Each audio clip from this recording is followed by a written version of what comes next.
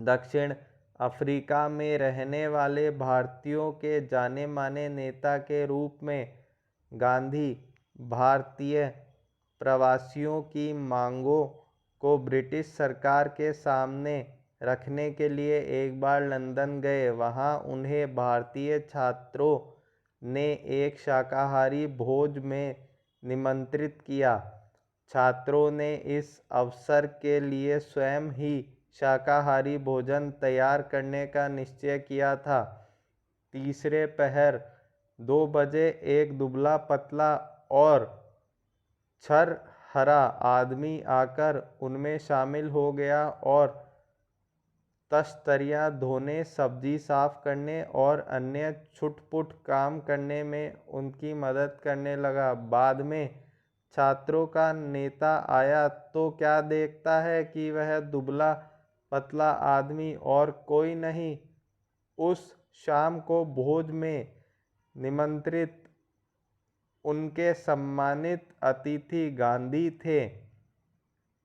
गांधी दूसरों से काम लेने में बहुत सख्त थे, लेकिन अपने लिए दूसरों से काम कराना उन्हें नापसंद था। एक बार एक राजनीतिक सम्मेलन से गांधी जब अपने डेरे पर लौटे तो रात हो गई थी। सोने से पहले वे अपने कमरे का फर्श बुहार रहे थे। उस समय रात के 10 बजे थे। एक कार्यकर्ता ने दौड़कर गांधी के हाथ से बुहारी ले ली। जब गांधी गांवों का दौरा कर रहे होते, उस समय रात को यदि लिखते समय लालटेन का तेल खत्म हो जाता तो वे चंद्रमा की रोशनी में ही पत्र पूरा कर लेना ज़्यादा पसंद करते थे, लेकिन सोते हुए अपने किसी थके हुए साथी को नहीं जगाते थे। नौवाखाली पत्र यात्रा। नौवाखाली पद यात्रा के समय गांधी ने अपने शिविर में केवल 2 आदमियों को ही रहने की अनुमति दी। इन दोनों को यह नहीं मालूम था कि खाखरा कैसे बनाया जाता है। इस पर गांधी स्वयं रसोई में जा बैठे और निपुण रसोइये की तरह उन्होंने खाखरा बनाने की विधि बताई। उस समय गांधी की अवस्था 78 वर्ष की थी। गांधी को बच्चों से बहुत प्रेम था। अपने बच्चों के जन्म के 2 माह बाद उन्होंने कभी किसी दाई को बच्चे की देखभाल के लिए नहीं रखा। वे मानते थे कि बच्चों के विकास के लिए माँ बाप का प्यार और उनकी देखभाल अनिवार्य है। वे माँ की तरह बच्चों की देखभाल कर सकते थे, खिला पिला और बहला सकते थे। एक बार दक्षिण अफ्रीका में जेल से छूटने के बाद घर लौटने पर उन्होंने देखा कि उनके मित्र की पत्नी श्रीमती पोलक बहुत ही दुबली और कमज़ोर हो गई है। उनका बच्चा उनका दूध पीना छोड़ता नहीं था और वह उसका दूध छुड़ाने की कोशिश कर रही थी। बच्चा उन्हें चैन नहीं लेने देता था और रो रो कर उन्हें जगाए रखता था।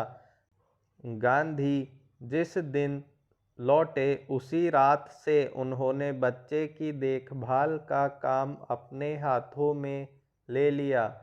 सारे दिन बड़ी मेहनत करने, सभाओं में भाषण देने के बाद 4 मील पैदल चलकर गांधी कभी कभी रात को 1 बजे घर पहुंचते थे और बच्चे को श्रीमती पोलक के बिस्तर पर से उठाकर अपने बिस्तर पर लिटा लेते थे। वह चारपाई के पास एक बर्तन में पानी भरकर रख लेते ताकि यदि बच्चे को प्यास लगे तो उसे पिला दें, लेकिन इसकी ज़रूरत ही नहीं पड़ती थी। बच्चा कभी नहीं रोता और उनकी चारपाई पर रात में आराम से सोता रहता था। एक पखवाड़े तक माँ से अलग सुलाने के बाद बच्चे ने माँ का दूध छोड़ दिया। गांधी अपने से बड़ों का बड़ा आदर करते थे। दक्षिण अफ्रीका में गोखले गांधी के साथ ठहरे हुए थे। उस समय गांधी ने उनके दुपट्टे पर इस्त्री की। वह उनका बिस्तर ठीक करते थे, उनको भोजन परोसते थे और उनके पैर दबाने को भी तैयार रहते थे। गोखले बहुत मना करते थे लेकिन गांधी नहीं मानते थे। महात्मा कहलाने से बहुत पहले एक बार दक्षिण अफ्रीका से भारत आने पर गांधी कांग्रेस के अधिवेशन में गए। वहाँ उन्होंने गंदे पाखाने साफ किए और बाद में उन्होंने एक बड़े कांग्रेसी नेता से पूछा, मैं आपकी क्या सेवा कर सकता हूँ? नेता ने कहा, मेरे पास बहुत से पत्र इकट्ठे हो गए हैं जिनका जवाब देना है। मेरे पास कोई कारकुन नहीं है जिसे यह काम दूँ। क्या तुम यह काम करने को तैयार हो? गांधी ने कहा, जरूर, मैं ऐसे कोई भी काम करने को तैयार हूँ जो मेरी सामर्थ्य से बाहर ना हो। यह काम उन्होंने थोड़ी ही समय में समाप्त कर डाला और इसके बाद उन्होंने उन नेता की कमीज के बटन आदि लगाने और उनकी अन्य सेवा का काम खुशी से किया।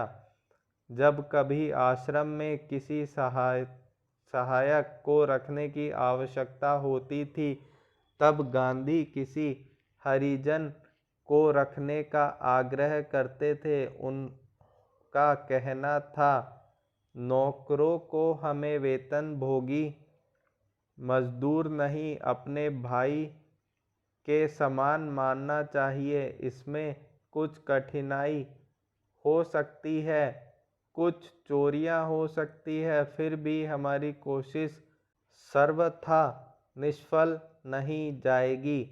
उन्हें यह मालूम ही था कि किसी को नौकर की भांति कैसे रखें। एक बार भारत की जेल में उनके कई साथी कैदियों को उनकी सेवा टहल का काम सौंपा गया। एक आदमी उनके फल धोता या काटता, दूसरा बकरियों को दुहाता, तीसरा उनके निजी नौकर की तरह काम करता और चौथा उनके पाखाने की सफाई करता था। एक ब्राह्मण कैदी उनके बर्तन धोता था और दो गोरे यूरोपियन प्रतिदिन उनकी चारपाई बाहर निकालते थे। गांधी ने देखा कि इंग्लैंड में ऊंचे घरानों में घरेलू नौकरों को परिवार का आदमी माना जाता था। एक बार एक अंग्रेज के घर से विदा लेते समय उन्हें यह देखकर खुशी हुई कि घरेलू नौकरों का उनसे परिचय नौकरों की तरह नहीं बल्कि परिवार के सदस्य के समान कराया गया। एक बार एक भारतीय सज्जन के यहाँ काफी दिनों तक ठहरने के बाद गांधी जब चलने लगे तब उस घर के नौकरों से उन्होंने विदा ली और कहा, मैं कभी किसी को अपना नौकर नहीं समझता, उसे भाई या बहन ही माना है और आप लोगों को भी मैं अपना भाई समझता हूँ। आपने मेरी जो सेवा की उसका प्रतिदान देने की सामर्थ्य मुझमें नहीं है, लेकिन ईश्वर आपको इसका पूरा फल देंगे। समाप्त।